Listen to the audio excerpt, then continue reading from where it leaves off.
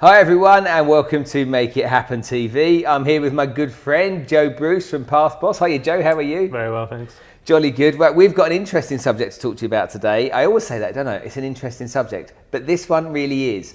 Because on the 26th of August, which is a few weeks away, we have the biggest boxing fight in the history of boxing fights about to take place. And we're going to have a chat today about the legend that is Conor McGregor and the even bigger legend that is Floyd Mayweather.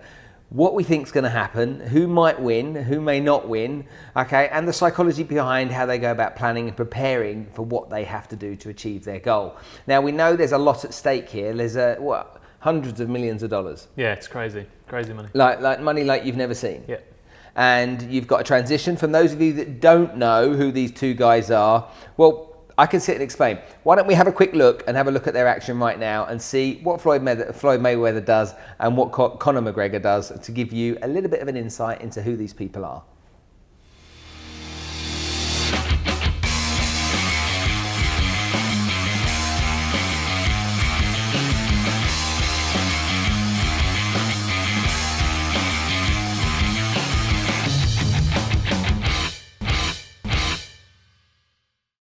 Right, so now you know who they are, okay? They're mean, lean, successful fighting machines.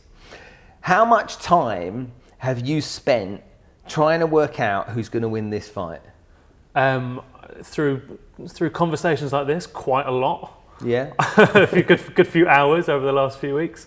And as a psychologist, what do you notice with both of them? What do you notice about these guys that makes them so different to their competition, stand out so much? I mean, what do you pick up on that people, everyday people like me, okay, and Emma over here, our cameraman, we don't necessarily think about? Yeah. Well, I think a lot of the things you will think about, so things like confidence. So you look at things like how confident is Conor McGregor? How much does he believe that he has what it takes to win this boxing match? He's a massive underdog, and yet everything you see of him in the media would tell me that he truly believes that he's going to win this fight. He does, doesn't he? He says it in the press conferences, he says it every time in the media, I'm going to win and I'm going to knock him out within the four rounds. Yeah? He wouldn't be doing the fight if he didn't believe that he could win, I don't think. Where did you get that belief from?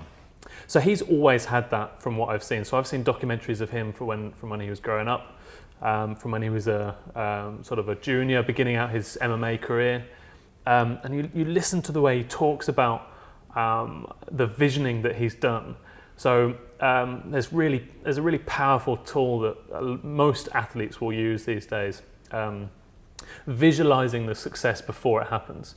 So particularly for specific movements in things like gymnastics, they will visualize exactly where their body's going to move through the movement all the way up and down and round the bar or whatever it is that's going on. Conor McGregor talks very explicitly about the movements that he envisages. But he also talks more holistically about his career, and he says he's going to make a dent. You know, he knows he's going to have an impact on the industry. He said when he went over to America, we're not here to take part, we're here to take over. He wasn't messing around, and he knew the scale of what he was looking to achieve, and he's just steadily worked towards that. And do you think that absolute conviction is sometimes naive? Or do you think it's well planned out, well thought out, and it's in a strategy and a structure that's really clinical, or maybe not so much? Or just arrogance? Yeah, all right, so there's a difference. When I see someone that's very confident, and there's a difference between confidence and arrogance, and there's something that builds resilience is overcoming difficult challenges. So someone that's truly confident and resilient has typically overcome and has had feedback from the world about their performance and their ability to overcome challenges.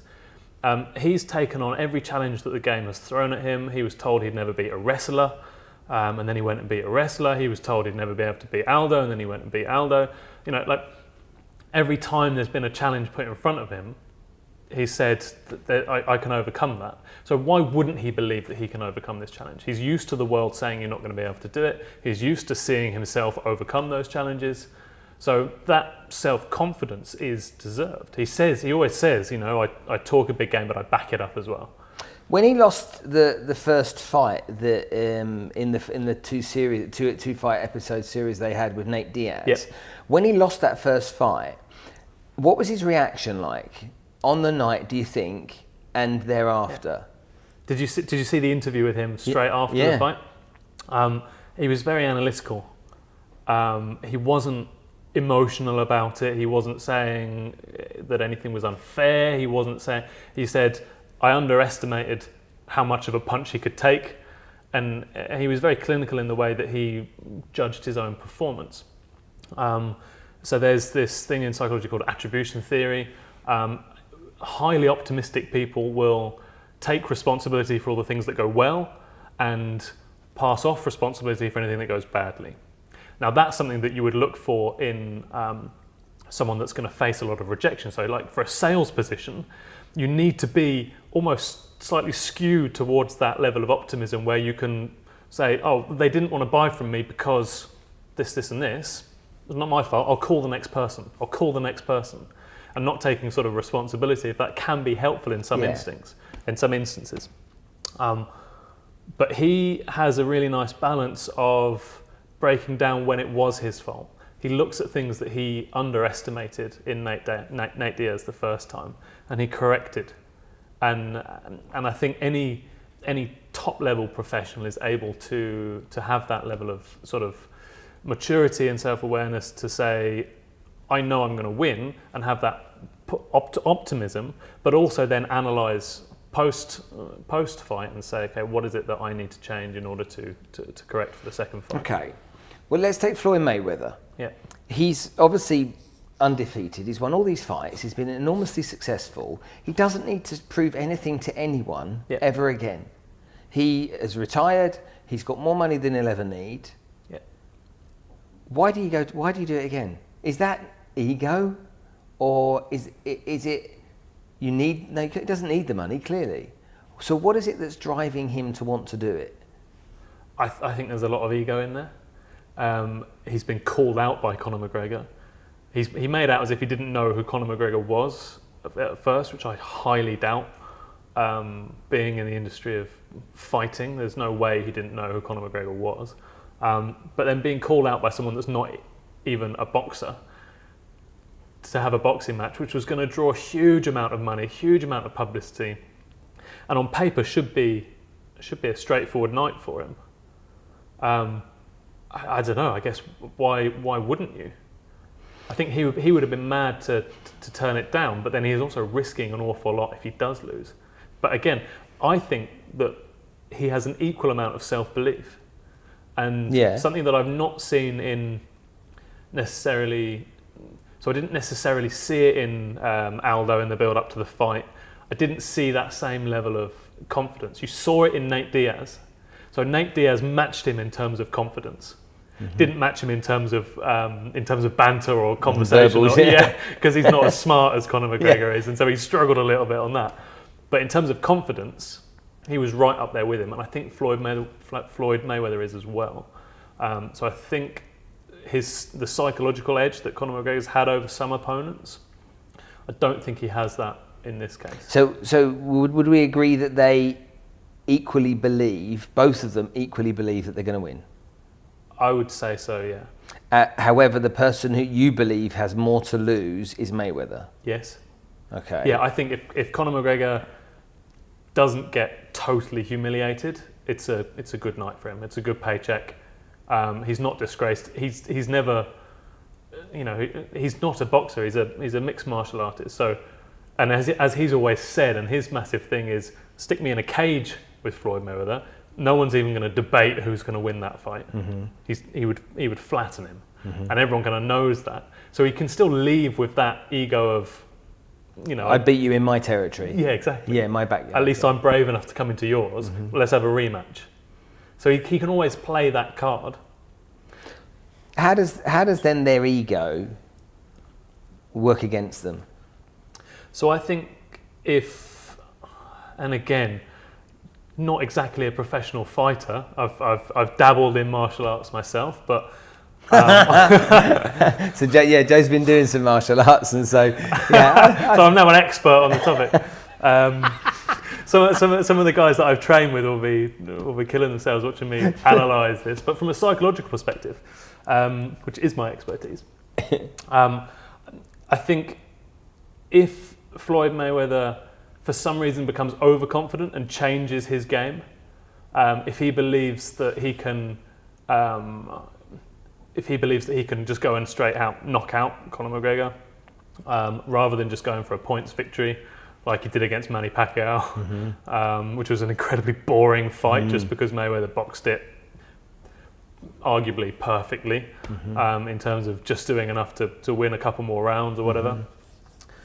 If he changes his approach because he gets a little bit too cocky, or because of possibly the bravado that McGregor's bringing will prompt a change in Mayweather's approach. Maybe that level of ego. Okay, but do you think that because Mayweather doesn't know how Conor McGregor's going to behave in the ring, because there isn't anything to look at, to study and understand, or watching what he's doing with his sparring partners in the gym? That's as much as he's going to see. Can he look at his fights when he has been boxing, or boxing mainly in his UFC fights, and take something from that? Or is it almost like he's having to go with, I know what I know what I do, if I stick to what I do, I should be able to manage it? Because that's for me the whole unpredictability of it all. Yeah, absolutely. I think you're absolutely right. I think if he sticks to his game, I don't see McGregor getting anywhere near him. However, I don't think he can analyse McGregor's previous fights, because he's going to have to change his foot positioning. Doing mixed martial arts, your whole stance and body posture and hand positioning is totally different. Your hands are lower because you're guarding against kicks and takedowns. So McGregor, from what I've seen, will adapt very well. He's had a long time to prepare for the fight, not years to prepare for a boxing match, but he's been boxing. He knows how to box. He used to box when he was younger. He's always obviously boxes with his MMA. And I think he will change his game enough for it to be not so recognisable from his MMA. Although I reckon he'll still want to use his angles and the differences the different way that he moves his body. He can bring that into the boxing game and shake up the boxing world. You look at some of the other boxers that are coming through. What's his name? Lomachenko, and he's the way that he moves and works the angles, and he's so rapid and this different speed that other boxers can't seem to cope with. Yeah. Maybe Conor McGregor can introduce something to the boxing world that they're not expecting, and that would be. I think that's the draw for people. Can Conor McGregor change the way boxing is done? Can he introduce something that people haven't seen before in a boxing ring? I saw my first cage fight many years ago in Las Vegas, and there was about, I would say maybe 200 to 300 people in the audience, and we were sat on wooden benches around the side of the cage, and I'd never seen anything so barbaric in all my life, genuinely barbaric. To see people putting somebody on the floor and then following up by punching them in the face as hard as they could, honestly, it really disturbed me. Yeah. As barbaric as it was. What is it about human beings that makes us kind of crave that type of situation, crave watching somebody or two people go at each other like gladiators and in so much pain on each other? What is it about us as human beings psychologically that makes us like that? To watch it or to do it? To watch it. To watch it. I don't know. It's always been there, isn't it? Since the gladiators of old in the Roman or the ancient Greek days, there's always been that element of ultimate competition, which used to go to the death, and then obviously modern rules come in. And some people don't enjoy watching it. Yeah. Let's be honest. It's not everyone's cup of tea. A lot of my friends won't watch mixed martial arts because it is so brutal. And so it's so out there in terms of watching legitimate violence take place. So why would anybody want to do it? In the olden days, they had this kind of thing that the boxer was uneducated, and so he was a kind of amateur street fighter for cash and became a professional boxer if there was opportunity, and that kind of stereotypical examples that exist, and that's how they knew to make money, and make a living, provide for their family. Yeah. But nowadays, there's so many options to do so many other things. Why would you choose to go in and risk literally having the shit beaten out of you? I don't know. I mean, there was a moment where Conor McGregor said he was going to retire, wasn't there? Because one of his teammates suffered a really, really bad injury, and I think he came out and said that he was going to retire. He said it wasn't worth it anymore. And I see him looking at his wife and so on, and kind of, I feel like this is a really safe option for him to go into the world of boxing. Yeah. Because he's not by comparison. Yeah, he's not going to get put on the floor and ground and pound, and worst case scenario, he gets a knockout, and he can recover from that. In terms of why people watch it, there's something about the alpha male kind of dominance, and it is this kind of like ultimate. It's the same reason for me why people watch the 100-meter sprint. Who is the fastest person? Mixed martial arts is who is the best fighter. It's the most extreme version of something, and I think people are always drawn to see what human potential can do, and I also think people are drawn to. Potentially in a world where where it's unacceptable to have that level of violence, to actually maybe there's something innate in us that is drawn to that level of brutality as well. Both of these guys are really at the top of their game, and also very extreme in their thinking, and they're not typical in terms of their environment. Yeah. There's lots of people that are in that environment but work hard, but these really are at the top of their game. Yeah. There's people in business that I suppose that are the Conor McGregors and the Floyd Mayweathers of their business world as well, and whether we talk about the Elon Musks or the Sergey Brins or whatever we're talking about, there's people out there that are the real champions of their game. If you were a betting man, which I'm not sure whether you are, you? I like a bet every now and then. You like a bet, okay. I'm not a betting man, I don't like to bet. If you're a betting man, which you are, if you had $100 to put on the fight, who would you bet on? My heart would have me bet on Conor McGregor. I'd love to see him win, but my head tells me that he shouldn't win. He shouldn't win a boxing match against arguably the best boxer of all time. He just shouldn't. But I'd love to see him do it. Do you think if we were Americans, we'd think differently? I don't know. I mean, you were in America. Did you speak to them about the boxing? Everyone. Floyd Mayweather.